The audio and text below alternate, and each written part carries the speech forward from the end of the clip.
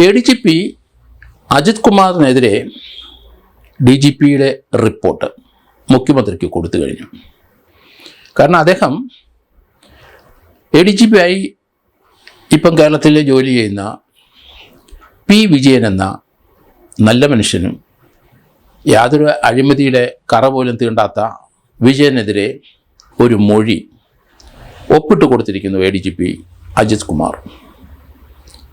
അത് സ്വർണ്ണക്കടത്ത് കേസുമായിട്ട് P. വിജയന് ബന്ധമുണ്ട് എന്നാണ് അദ്ദേഹം മൊഴി കൊടുത്തത്. അത് ഒപ്പിട്ട് കൊടുക്കുകയും ചെയ്തു. ആ വിവരം തനിക്ക് കിട്ടിയത് മലപ്പുറം SP ആയിരുന്ന സുജിത് ദാസിൽ നിന്നാണ് എന്നുകൂടി പറഞ്ഞു വെച്ചു. സുജിത് ദാസ് അങ്ങനെ പറഞ്ഞിട്ടില്ല എന്ന് പറഞ്ഞ് അദ്ദേഹം മൊഴി കൊടുത്തിട്ടുണ്ട്. ADGPയുടെ മൊഴി ഓറലായിട്ട് പറഞ്ഞത് മാത്രമല്ല, ആ സ്റ്റേറ്റ്മെൻ്റ് അടിയിൽ അദ്ദേഹം ഒപ്പിട്ട് കൊടുക്കുകയും ചെയ്തു. കള്ളമൊഴി ആണ്. അത് ഉത്തരവാദിത്തമുള്ള ഒരു ADGP റാങ്കിലൊരു ഉദ്യോഗസ്ഥനാണ്, IPS ഓഫീസറാണ്. മൊഴി കള്ളമാണ്. മറ്റൊരാളെ ചാരി വിജയനെതിരായി ഒരു നീക്കം നടത്തിയതാണ്. സ്വന്തമായിട്ട് നടത്തിയോ അതോ മുകളിൽ നിന്നുള്ള സന്ദർഭത്തിലാണോ നടത്തിയെന്ന് നമുക്കറിയില്ല. എങ്കിലും ഇപ്പോൾ ADGPക്കെതിരെ DGP ഒരു റിപ്പോർട്ട് മുഖ്യമന്ത്രിക്ക് കൊടുത്തിരിക്കുന്നു. സിവിലായിട്ടും ക്രിമിനലായിട്ടും കേസ് നിലനിൽക്കും. അതുകൊണ്ട് കേസ് രജിസ്റ്റർ ചെയ്യണം, അനുവാദം വേണം എന്നുള്ള രീതിയിലാണ് ഇപ്പം DGP മുഖ്യമന്ത്രിക്ക് റിപ്പോർട്ട് കൊടുത്തിരിക്കുന്നത്. സംസ്ഥാനത്തെ ഒരു DGPക്ക് ഒരു ഗവൺമെൻറ്റിൻ്റെയോ അല്ലെങ്കിൽ ഒരു മുഖ്യമന്ത്രിയുടെയോ അംഗീകാരം വേണമെന്നില്ല ഒരു കേസെടുക്കാൻ. ആർക്കെതിരായിട്ടും കേസെടുക്കാൻ ഒരു SHOയ്ക്ക് അവകാശമുണ്ട് ഇന്ത്യയിൽ. ഇന്ത്യൻ പ്രസിഡൻറ്റും ഇന്ത്യയിലെ ഗവർണർമാരും വൈസ് പ്രസിഡൻറ്റും ഒഴിച്ച് പ്രൈം മിനിസ്റ്റർ ഉൾപ്പെടെയുള്ളവരൊക്കെ എതിരായി ഒരു SHOയ്ക്ക് കേസെടുക്കാൻ അധികാരം ഇന്ന് ഇന്ത്യയിലുണ്ട്. അതുകൊണ്ട് DGP മുഖ്യമന്ത്രിക്ക് റിപ്പോർട്ട് കൊടുത്തോളൂ. DGP ഉത്തരവിട്ട് ADGP അജിത് കുമാറിനെതിരെ കേസെടുക്കാൻ നിർദ്ദേശം കൊടുക്കാം. അതിന് യാതൊരു നിയമ തടസ്സവും ഇന്ത്യയിലില്ല. അതുകൊണ്ട് അടിയന്തരമായിട്ട് ADGPക്കെതിരെ DGP കേസെടുക്കാൻ നിർദ്ദേശം കൊടുക്കണം. മുഖ്യമന്ത്രിയെ അറിയിക്കുക, നല്ല കാര്യം. ഒരു DGP ആകുമ്പം ആഭ്യന്തരമന്ത്രിയും മുഖ്യമന്ത്രി അദ്ദേഹത്തിനെ അറിയിച്ചിട്ട് മുന്നോട്ട് പോകുന്നതാണ് നല്ലത്. അറിയിച്ചോളൂ, പക്ഷേ കേസെടുക്കുന്നതിന് അമാന്തം കാണിക്കാൻ പാടില്ല. ADGP അജിത് കുമാറിന് ഇനി ശനി ദശയിലോട്ട് പോവുകയാണ്. കാരണം നമുക്കറിയാം, നേരത്തെ മുഖ്യമന്ത്രിയുടെ പ്രിൻസിപ്പൽ സെക്രട്ടറി ആയിരുന്ന ശിവശങ്കറിൻ്റെ അവസ്ഥ, അതുമായിട്ട് ബന്ധപ്പെട്ട സ്വർണ്ണക്കടത്ത് കേസ്, ഇതെല്ലാം നമുക്കറിയാം. അതിനകത്ത് ആരൊക്കെയാണ് ഉദ്യോഗസ്ഥർക്ക് പങ്കുള്ളതെന്നും ഇന്നും വ്യക്തമല്ല. എങ്കിലും പതുക്കെ അതിലേക്ക് EDയും SFIOയും ഒക്കെ വരുന്നു എന്നാണ് മനസ്സിലാകുന്നത്. ഇപ്പോഴേ തൻ്റെ തടി രക്ഷിക്കാൻ, സ്വയം രക്ഷപ്പെടാൻ വേണ്ടിയിട്ട് ആയിരിക്കണം DGP ഇപ്പോഴെങ്കിലും അങ്ങനെ ഒരു റിപ്പോർട്ട് കൊടുക്കാൻ സാധ്യത. ഏതായാലും കേസ് എടുക്കുക തന്നെയാണ് ഉത്തമം. കാരണം അല്ലെങ്കിൽ കേസ് എടുക്കാത്തതിന് DGPക്കെതിരായിട്ട് നടപടിയെടുക്കാം, DGPക്കെതിരായിട്ട് നീങ്ങാം. ഒരു സീനിയർ ഉദ്യോഗസ്ഥനെതിരായിട്ട് ഇതുവരെ 2 സീനിയർ ഉദ്യോഗസ്ഥന്മാരിൽ ഒരാൾ മറ്റൊരാൾക്കെതിരായിട്ട് കള്ളമൊഴി ഒപ്പിട്ട് കൊടുത്തു. സ്വന്തം ശമ്പളം കൊണ്ട് മാത്രം ജീവിക്കുന്ന P. വിജയനെ സംസ്ഥാനത്തെ എല്ലാവർക്കും അറിയാം. IPS ഓഫീസർ, IAS ഓഫീസർക്കും അറിയാം. വളരെ താഴ്ന്ന നിലവാരത്തിൽ നിന്ന് പൊങ്ങി വന്ന ആളാണ് അദ്ദേഹം.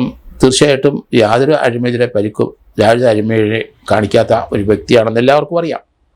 പക്ഷേ അദ്ദേഹത്തിനെതിരായിട്ടാണ് വന്നത്. അതിനൊരു സാക്ഷിയും കൂടെ കൂട്ടുവെച്ചു. അത് സുജിത് ദാസ് SP, മലപ്പുറം SP ആയിരുന്നു. അദ്ദേഹം അത് നിഷേധിച്ചു. താൻ അങ്ങനെ പറഞ്ഞിട്ടില്ല എന്ന് തീർത്ത് അദ്ദേഹം മൊഴി കൊടുത്തിട്ടുണ്ട്.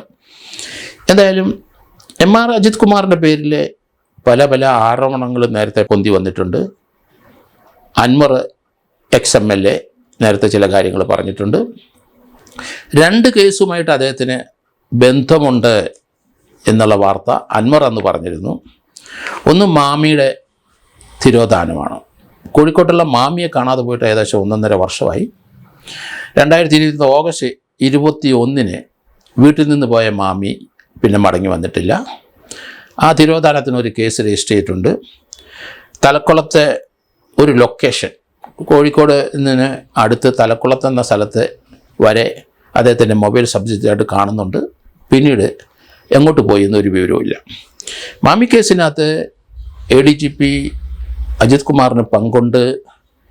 അതിൻ്റെ അന്വേഷണം നടത്തിയത് സുജിത് ദാസ് ആണെന്ന് പറയുന്നു. എന്തായാലും അതിൻ്റെ ഫർദറായ പ്രോഗ്രസ് ഉണ്ടായില്ല. അയാൾക്ക് എന്ത് സംഭവിച്ചു എന്നറിയത്തില്ല. ഏകദേശം 300 കോടിയുടെ റിയൽ എസ്റ്റേറ്റ് ബിസിനസ് അയാൾ നടത്തിയിട്ടുണ്ടെന്നാണ് പറയുന്നത്. അതുമായിട്ട് ബന്ധപ്പെട്ട അയാൾ ഗൾഫിൽ പോയിരുന്നു, അവിടെ പോയിട്ട് വന്നിട്ടുണ്ട്. അതിനുശേഷമാണ് അയാൾ മിസ്സായിരിക്കുന്നത്. അപ്പോൾ മാമി കേസിനകത്ത് ADGP പറഞ്ഞിട്ടാണ് സുജിത് ദാസിന് അനാവശ്യമായ ഡയറക്ഷൻ കൊടുത്തിട്ടാണ് ആ കേസിൻ്റെ അന്വേഷണം മുന്നോട്ട് കൊണ്ടുപോകാതെ ഇരിക്കുന്നത് എന്നുള്ള വാർത്തയും വരുന്നുണ്ട്. അത് സ്വർണ്ണക്കടത്തുമായിട്ട് ബന്ധപ്പെട്ട ഒരു സംഭവമാണ്, മണി ട്രാൻസാക്ഷൻ്റെ കാര്യമാണ്. ഏകദേശം 300 കോടിയുടെ റിയൽ എസ്റ്റേറ്റ് ബിസിനസ് ആ മാമി ചെയ്തിട്ടുണ്ട് എന്നാണ് പറയുന്നത്.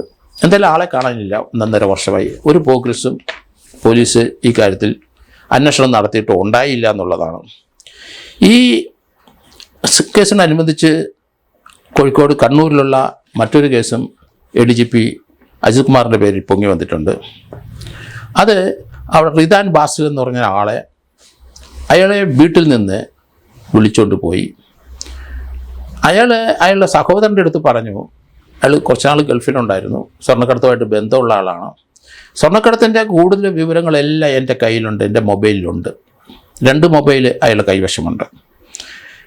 അങ്ങനെ 2023 ഏപ്രിലിൽ തൻ്റെ ജ്യേഷ്ഠൻ്റെ അടുത്ത് ഇങ്ങനെ ഒരു വിവരം പറഞ്ഞ്, എൻ്റെ മൊബൈലിൽ ആ കാര്യങ്ങളെല്ലാം ഉണ്ട്. ജ്യേഷ്ഠൻ്റെ ലൂസ് സ്റ്റോക്ക് കൊണ്ട് എന്താണ് 2 ആഴ്ച കഴിഞ്ഞപ്പോൾ ആ റിദാൻ ബാസിലിനെ വീട്ടിൽ നിന്ന് അവർക്ക് പരിചയമുള്ള ഒരാൾ വിളിച്ചോണ്ട് പോയി. പിന്നീട് 2 ആഴ്ചത്തേക്ക് കാണാനില്ല. 2 ആഴ്ച കഴിഞ്ഞപ്പം വീട്ടിൽ നിന്ന് വിളിച്ചുകൊണ്ട് പോയ മുഹമ്മദ് ഷാൻ ഉൾപ്പെടെ എന്നൊരാൾ, അയാളാണ് ഇയാളെയും ഇയാളുടെ ജ്യേഷ്ഠനെയും പരിചയമുള്ളതാണ് മുഹമ്മദ് ഷാൻ. അയാളും ഗൾഫിലായിരുന്നു, സ്വർണ്ണക്കടത്ത് കേസുമൊക്കെ ആയിട്ട് ബന്ധമുള്ള ആളാണ്. ഇയാൾക്ക് കുടുംബമായിട്ട് അടുപ്പമുള്ള ആളാണ്. അയാളാണ് വിളിച്ചുകൊണ്ട് പോയത്. അതിനുശേഷം 2 ആഴ്ച ഇയാളെ പറ്റി വിവരമില്ല. വീടിന് സമീപത്തുള്ള കുന്നിൽ അവിടെ വെടിയേറ്റ് റിദാൻ ബാസിൽ എന്ന 24 കിടക്കുന്നതാണ് പിന്നെ കണ്ടത്. അയാളെ വെടിവെച്ച് കൊന്ന തോക്ക് പരിസരത്തുണ്ടായിരുന്നു എന്ന് പറയുന്നു. മറ്റൊരു വാർത്ത, അയാളെ വിളിച്ചുകൊണ്ട് പോയ മുഹമ്മദ് ഷാൻ ഉൾപ്പെടെയുള്ള അയാളുടെ വീടുകളും മുഴുവൻ പരിശോധിച്ചു. വീടിൻ്റെ പുറകെ ഒരു വിറകട്ടി ഉണ്ടായിരുന്നു. വിറകട്ടിയിലും ഒക്കെ പോലീസ് തോക്കുണ്ടാവുമോ ഇല്ലയോ എന്ന് അരിച്ചു പെറുക്കി.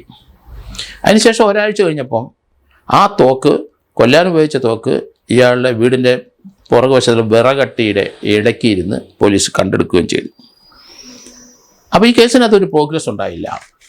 ഇതിനകത്ത് ADGP അജിത് കുമാർ ഇടപെട്ടു ആ കേസ്, അതുകൊണ്ടാണ് ആ രീതിയിൽ പോയത്. എന്നാൽ ഇതുമായിട്ട് ബന്ധപ്പെട്ട ചില കാര്യങ്ങൾ വരുന്നുണ്ട്. കൊല്ലപ്പെട്ട ഈ 24 വയസ്സുകാരൻ റിദാൻ ബാസിൽ നേരത്തെ തൃശ്ശൂർ കൊടകരയും മാളയൊക്കെ ആയിട്ട് ബന്ധപ്പെട്ട സ്വർണ്ണക്കടത്ത് കേസിലെ ചില ആൾക്കാരെ തട്ടിക്കൊണ്ടുപോയ കേസിനകത്ത് ഇയാൾ പ്രതിയായിരുന്നു. ഇയാൾ റിമാൻഡിൽ പോയിരുന്നു, പിന്നെ ജാമ്യത്തിൽ വന്നു. അപ്പോൾ അങ്ങനെ ഒരു പ്രീവിയസ് ഹിസ്റ്ററി ഇയാളുടെ പേരിലുണ്ട്. ഏതായാലും ഇയാളെ വിളിച്ചുകൊണ്ട് പോയ ഇയാളുടെ ജ്യേഷ്ഠൻ്റെ സുഹൃത്ത് ഷാനെ പോലീസ് അറസ്റ്റ് ചെയ്ത് പിന്നീട് അങ്ങനെ ഷാനുമായിട്ട് ബന്ധം 8 പേരെ അറസ്റ്റ് ചെയ്തിട്ടുണ്ട് ഈ മർഡർ കേസിനകത്ത്. പക്ഷേ അവർ കുറ്റം സമ്മതിക്കുന്നില്ല. തങ്ങൾ വിളിച്ചുകൊണ്ട് പോയെന്ന് മാത്രം പറയുന്നു. ബാക്കിയുള്ള കാര്യത്തിലേക്ക് പ്രോഗ്രസ് ഉണ്ടാകുന്നില്ല. പോലീസിനവിടെ വൻ വീഴ്ച പറ്റി. ADGP അജിത് കുമാറിൻ്റെ ഇടപെടൽ കൊണ്ടാണ് ഉണ്ടായെന്നാണ് ആരോപണം നിലനിൽക്കുന്നത്. അങ്ങനെ 2 മരണക്കേസുമായി 2 മർഡർ കേസ് എന്ന് പറയാം ആയിട്ട് ബന്ധപ്പെട്ട് അന്വേഷണം എങ്ങും എത്താതെ പോയത് ADGPയുടെ ഇൻ്റർഫിയറൻസ് കൊണ്ടാണ്. അദ്ദേഹത്തിന് എന്താണ് ഈ കാര്യത്തിൽ ഇൻട്രസ്റ്റ് എന്നുള്ള കാര്യങ്ങളൊക്കെ വെളിച്ചത്ത് വരേണ്ടിയിരിക്കുന്നു. അദ്ദേഹം ഇതിനകത്ത് ഇടപെട്ടിരുന്നു. എന്തുകൊണ്ടാണ് ആ 2 കേസുകളും തെളിയാതെ പോകുന്നത്? ഇൻ്റലിജൻസ് റിപ്പോർട്ട് ഈ കാര്യത്തിലൊക്കെ ഉണ്ട്. മാമിയെ 2023 ഓഗസ്റ്റ് മാസം 21-ാം തീയതി ഡിസപ്പിയർ ചെയ്തു.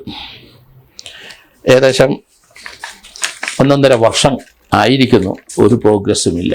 അപ്പോൾ ആ 2 കേസിനകത്ത് ഇദ്ദേഹത്തിനെതിരായിട്ട് ആരോപണം വന്നു കഴിഞ്ഞു.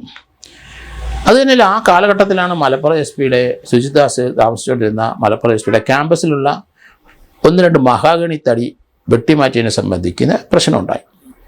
അവിടെ നമ്മുടെ ആ MLA അവിടെ പോയി സത്യാഗ്രഹം ഇരുന്നതൊക്കെ നമുക്കറിയാം. ഏതായാലും ഇതിനെ സംബന്ധിച്ച് ഒരു CBI അന്വേഷണം വേണമെന്ന് റിദാൻ്റെ സഹോദരൻ മുജീർ റഹ്മാൻ പരാതി കൊടുത്തിട്ടുണ്ട്. ആ പരാതിയിൽ ഒരു തീരുമാനം ഇതുവരെ ഉണ്ടായില്ല. ഷാനെ വിളിച്ചുകൊണ്ട് പോകുമ്പം റിദാൻ്റെ കയ്യിൽ 2 മൊബൈൽ ഫോൺ ഉണ്ടായിരുന്നു. ആ മൊബൈൽ ഫോണിൽ ഒരു ക്രൈംബ്രാഞ്ചിന് ഇതുവരെ കസ്റ്റഡി എടുക്കാൻ കഴിഞ്ഞിട്ടില്ല. എവിടെ പോയി ആ മൊബൈൽ ഫോണോ? ആ 2 മൊബൈൽ ഫോണ് ആരാണ് വിളിച്ചത്? ഇയാളുമായിട്ട് സംസാരിച്ച വിവരങ്ങളെല്ലാം കിട്ടിയേനെ. പക്ഷേ ആ വിവരങ്ങളൊന്നും ലഭിച്ചിട്ടുമില്ല. ഏതായാലും ഈ കേസും ഇപ്പം ബി വിജയനെതിരായിട്ടുള്ള സ്വർണ്ണക്കടത്ത് കേസിലെ ആരോപണം അദ്ദേഹത്തിൻ്റെ തലയെ കൊണ്ട് വെക്കാനുള്ളൊരു ശ്രമം, അങ്ങനെ ഒരു സ്റ്റേറ്റ്മെൻറ്റ് സൈൻഡായിട്ട് കൊടുത്ത് അങ്ങനെ അതിനകത്ത് കുരുങ്ങിയിട്ടുണ്ട് MR അജിത് കുമാർ എന്ന കാര്യത്തിൽ യാതൊരു സംശയമില്ല. കാരണം DGP റിപ്പോർട്ട് കൊടുത്തൊരു കേസെടുത്ത് കഴിഞ്ഞാൽ പിന്നെ അദ്ദേഹത്തിന് ആ കേസിനകത്ത് സൈൻഡ് സ്റ്റേറ്റ്മെൻറ്റ് അദ്ദേഹത്തിന് എതിരായിട്ട് തന്നെ യൂസ് ചെയ്യേണ്ടി വരും. അതുകൊണ്ട് MR അജിത് കുമാറിന് മോശം സമയം തന്നെയാണ്. ഇനി ഇതുപോലെയുള്ള സംഭവങ്ങൾ ഇനിയും പൊങ്ങി വരും എന്നാണ് ഞാൻ കരുതുന്നത്. പല കേസുകളിലും ഇതുപോലെയുള്ള മർഡർ കേസുകളിലൊക്കെ MR അജിത് കുമാർ ഇടപെട്ടു എന്നുള്ള വാർത്തകളാണ് പുറത്തേക്ക് വരുന്നത്. അതുകൊണ്ട് അദ്ദേഹത്തിൻ്റെ ഇനിയുള്ള മുന്നോട്ടുള്ള പ്രയാണം അത്ര സുഗമമാണും എന്ന് എനിക്ക് തോന്നുന്നില്ല.